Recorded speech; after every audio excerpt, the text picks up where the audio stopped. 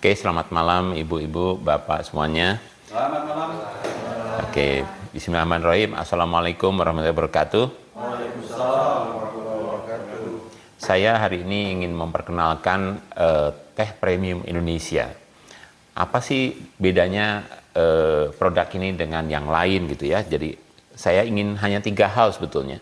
Yang pertama adalah saya ingin memberikan cara untuk Bapak bisa membedakan mana teh yang bagus dan berkualitas. Pertama, yang kedua adalah bagaimana cara nyeduh yang benar. Dan yang ketiga adalah kapan kita menyeduh teh jenis apa sesuai dengan waktunya. Supaya apa? Ada dampak positif terhadap badan kita. Oke. Nah, yang pertama adalah saya akan nyeduh white tea, ya. Ini semua alat teh. Ini sebetulnya banyak Pak teh. Titles ini banyak. Ada sendok yang besar, ada sendok yang kecil, ada sendok yang tajam, ada cepitan. Cuman kalau saya bawa semuanya ribet ini. Oke. Nah, boleh Pak air panasnya Pak? Karena ini alatnya ala kadarnya, saya tidak membawa sehingga tidak boleh berhenti karena tidak didukung oleh alat. Sehingga saya akan memanfaatkan dengan alat yang ada. Nah, ini pertama adalah white tea ini terbuat dari pucuk teh, daun teh yang benar-benar pucuknya saja, Pak. Ya. Jadi kan ada rumus namanya P plus 2 daun. Oke, siap. Langsung Pak, bisa? Oke. Nah, yang kita bahas ini adalah namanya Camellia sinensis, Pak. Kenapa saya nyebut Camellia sinensis? Yang boleh dibilang teh hanya adalah minuman yang terbuat dari tanaman Camellia sinensis. Itu namanya teh. Nah, kalau ada minuman teh dicampur dengan bunga, dicampur dengan rempah-rempah, itu namanya tea blend. Contohnya ini. Nah, ini black tea dengan rempah-rempah, dengan buah, sehingga namanya blackberry. Di sini ada tulisannya tea blend.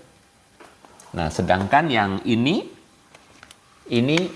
single origin. Jadi tidak ada campuran, Pak. Ya, single origin ini tadi teh. Ini tea blend. Satu lagi saya tidak bawa yaitu tisane. Kalau tisane itu kayak chamomile, itu tisane. Bunga teleng itu tisane. Nah, itu saya pengen meluruskan. Oh, langsung sini aja, Pak. Satu lagi. Baik. Oh, tadi gambarnya ini belum. Ini Camellia sinensis. Nah, saya ingin memberikan gambar sedikit. Bisa saya ambil air panas Pak ya? Siap.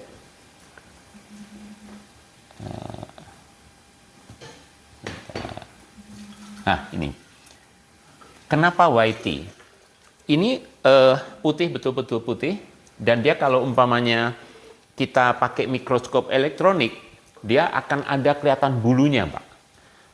Boleh dicium, Mbak, aromanya, Mbak? Digilirin aja. Boleh diambil satu, Mbak. Terus dimakan. Bisa dimakan? Boleh dimakan. Boleh dimakan. Oke. Crispy nggak, Pak, Mbak? Nah, crispy ya, Pak ya. Jadi teh ini harus betul-betul kering. Gitu. Dan itu kalau Bapak Ibu sebelum dimakan, kalau ingin membuktikan, saya bilang dengan indera kita kelima kita gunakan adalah ada salah satunya bagaimana kita mengetes teh itu dengan telinga, Pak. Coba diremes di kuping, Pak. Bunyinya pasti krecek gitu. Nah, itu salah satunya. Jadi bagaimana kita membuktikan bahwa teh itu betul-betul kering, Bu. Kalau teh ini sudah diremes, dia nggak crispy, jangan dilanjutin. Jangan diseduh. Kenapa? Sudah ada kandungan air di sana. Gitu. Kalau sudah tidak ada kalau ada kandungan di sana, dan pasti aromanya akan sedikit kayak apek gitu, ya. Jadi teh yang benar, kalau kita milih tehnya yang benar, nyimpennya benar, ya Bu ya. Teh ini makin lama makin mahal, makin enak.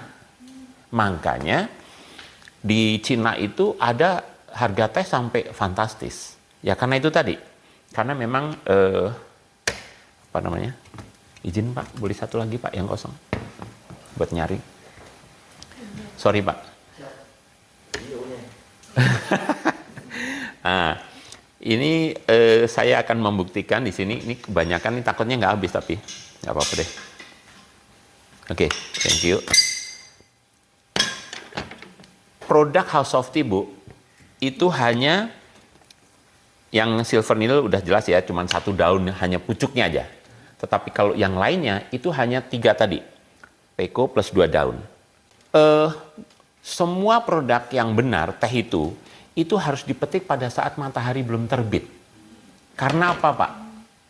Dulu SMP kita belajar bahwa fotosintesa. Jangan sampai nih, Bu, tanaman ini ngambil nutrisi dalam tanah, dikirim ke ujung daun, nunggu matahari terbit untuk terjadi fotosintesa. Begitu terjadi fotosintesa, dia akan mengirimkan nutrisi itu ke dalam tubuhnya. Sehingga daunnya apa, Bu? Daunnya kosong ya, Pak. Nggak ada nutrisinya lagi. Jadi kalau dipetik, apa yang terjadi, Pak? Seperti gudang kosong. Nah, itulah kami berharap kepada petani-petani yang kami bina, metik itu harus benar-benar pagi hari. Supaya nutrisinya ada di sana. Dan itu bukan hanya untuk daun teh saja, tapi semua produk House of Tea, bunga apapun juga harus seperti itu diperlakukannya. Supaya mendapatkan aroma yang baik, kualitas yang baik. Perhatikan, Pak. Ini nanti teh akan berdiri, Pak. Kalau tekonya benar nih, Pak, ini teh bisa menari-nari. Karena ini tekonya tidak proper, jadi kita sekarang masih berdiri ya, Pak. Masih tidur ya, Pak. Tidurnya di atas.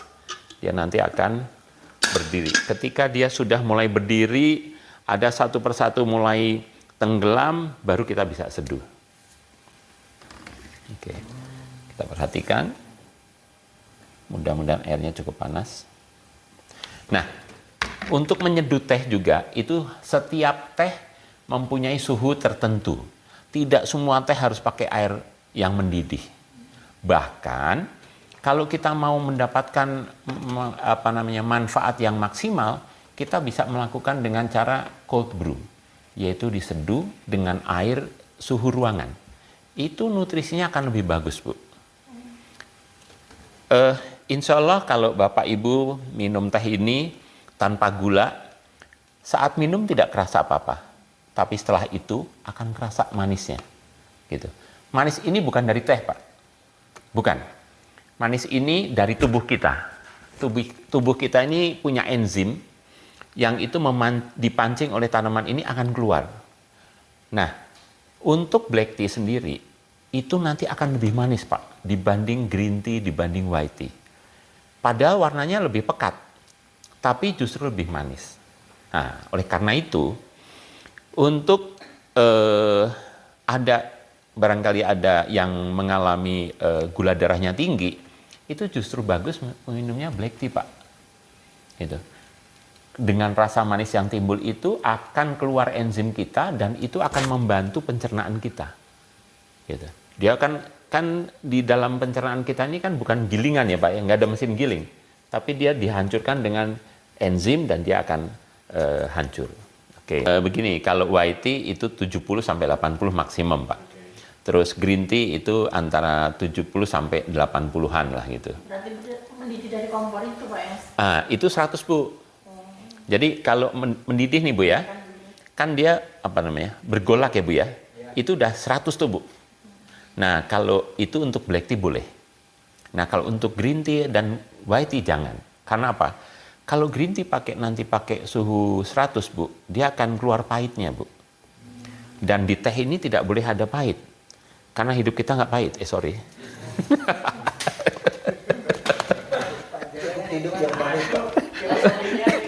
Loh, bener, Pak. Bener. Jadi saya dulu bilang sama petani saya, kalau kalian bikin teh sampai pahit, situ salah. Hidup ini nggak pahit, kenapa bikin tehnya pahit? Black tea akan lebih manis, Pak. Nanti kita buktikan. Kebetulan saya hari ini bawanya black tea spesial. Semakin kita sering minum teh ini, Pak, sensorik kita akan lebih bagus. Jadi teh ini, Pak, teh ini tuh bukan obat, Pak.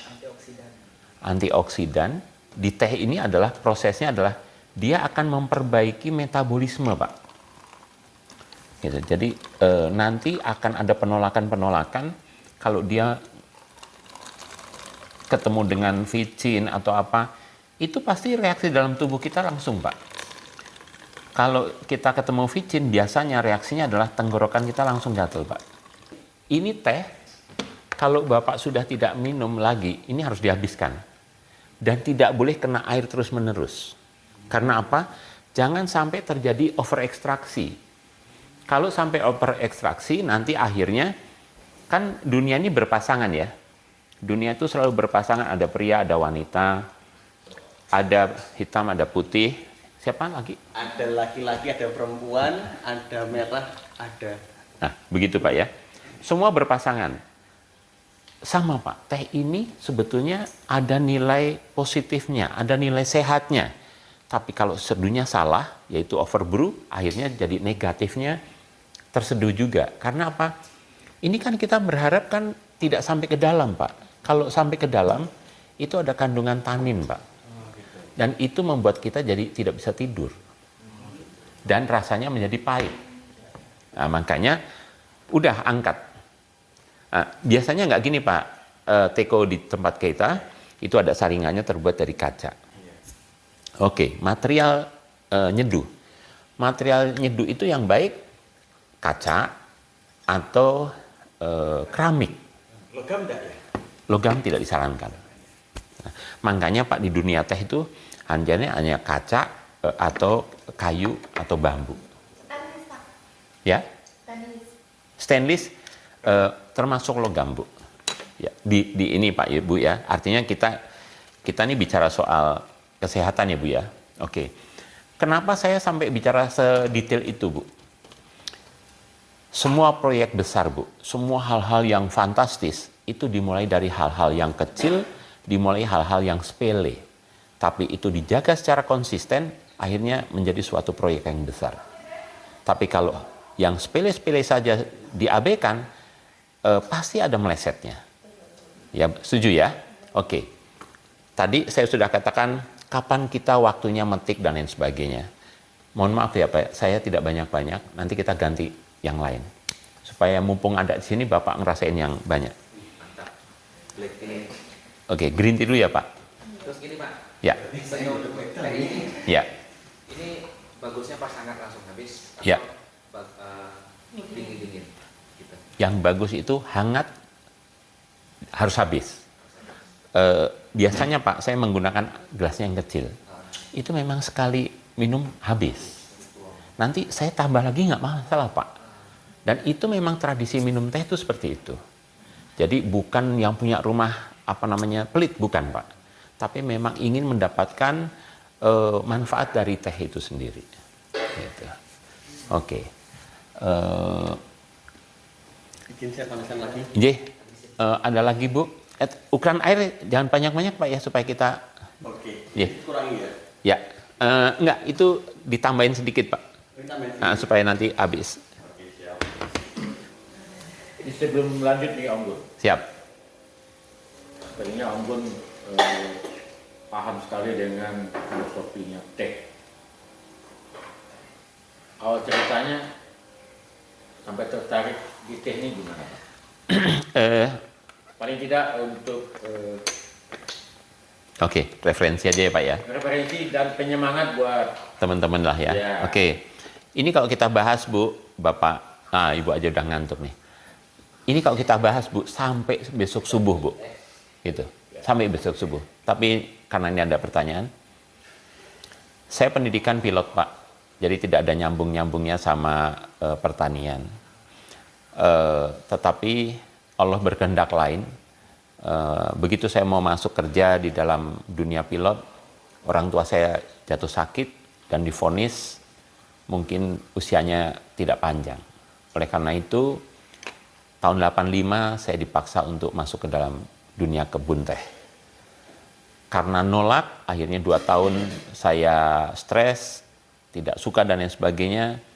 Tapi ternyata kami mendapatkan order ke Italia, 1 kontainer, sehingga selama 6 bulan kami dikawal Bu sama pembeli untuk menjaga kualitas dan kuantitas. Akhirnya saya belajar bagaimana menanam teh, bagaimana memproduksi teh, dan itu semua merubah pola hidup saya. Yang tadinya saya senang sekali dengan kehidupan yang hingar-bingar, tapi dengan dunia teh ini semuanya menjadi berubah, Pak. Dan semenjak itulah saya rasanya tuh jatuh cinta dengan teh.